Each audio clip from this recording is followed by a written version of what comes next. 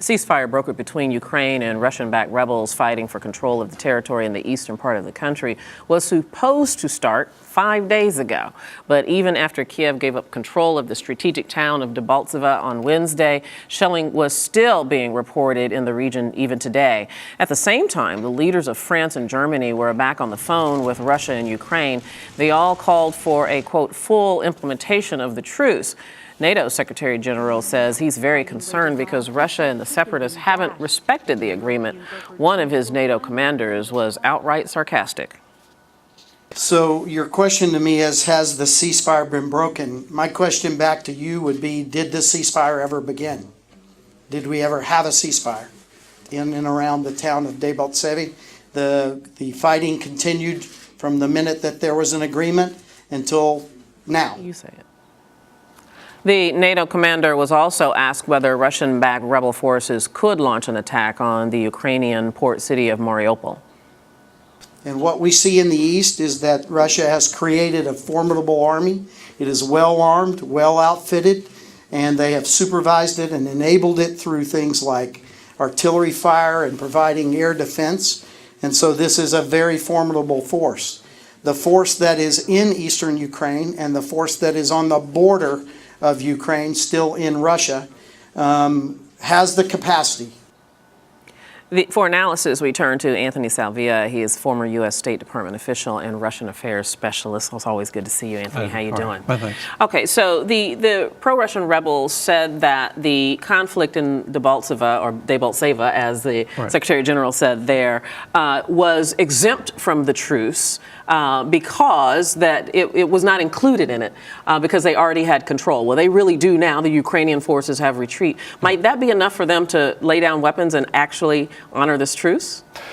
Well, yeah. The idea was that the Debaltseve pocket, if you will, was on the insurgent side of the line of demarcation, and the pro-Russian forces offered the Ukrainian soldiers stuck in the pocket the chance to put down their weapons and leave, to surrender or to simply vacate the area.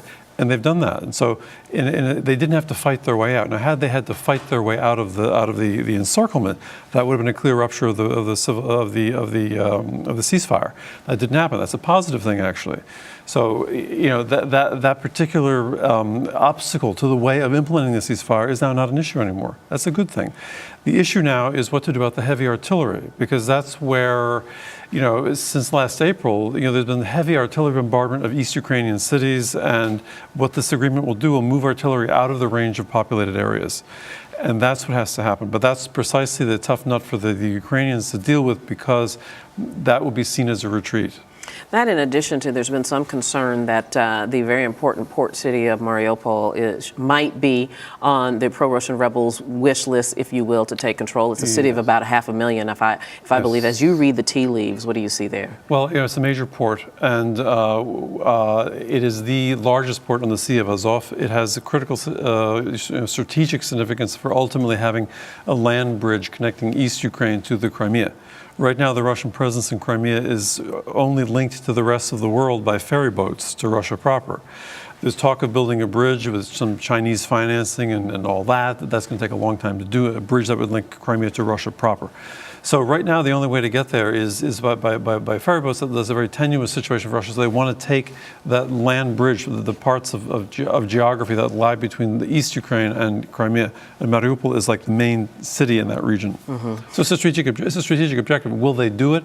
I don't think Putin would like to see the ceasefire jeopardized for that purpose. But I think it's in their sights. Speaking of strategic objectives, and particularly as it relates to geography, there is some concern among NATO that that Russia then has set its sights on NATO members, including Lithuania, Estonia.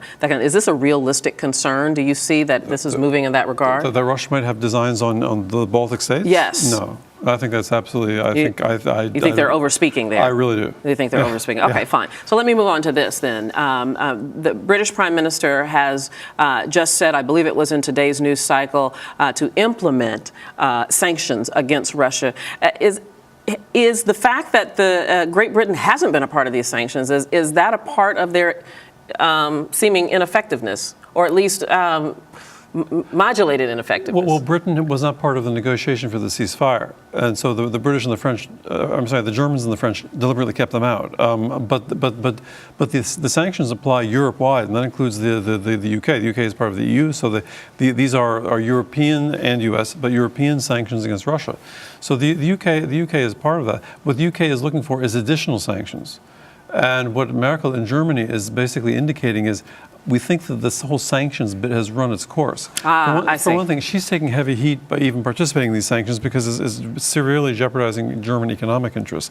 But in addition to that, she is just beginning to realize that really what Putin tells her in private every time she meets with him is that, this is not a question of Russian aggression. This is a question of a civil war.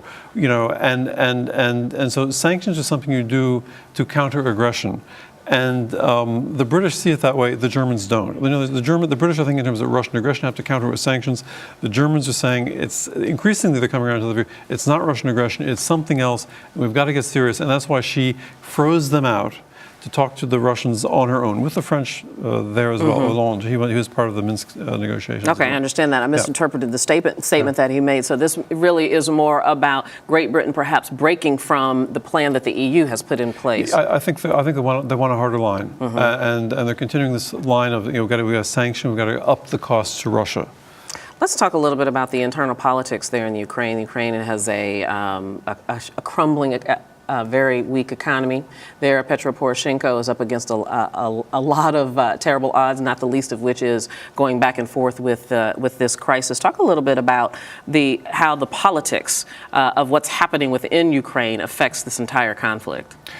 Well, his regime is dependent to a certain degree on some extremist nationalist forces that occupy some of the security services, the National Guard, for example, which is key to maintaining order, but it now is heavily in the hands of an extremist group called the Right Sector, or Pravi Sector, and these guys are really the main sort of anti-Russian forces within the country.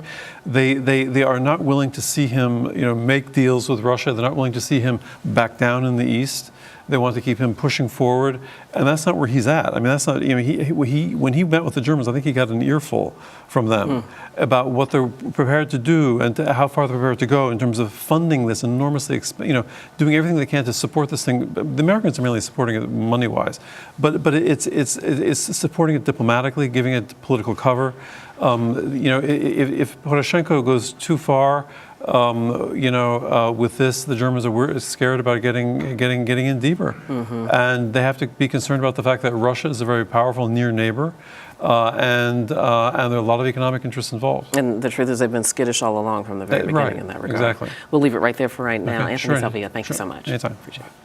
And this is Arise America.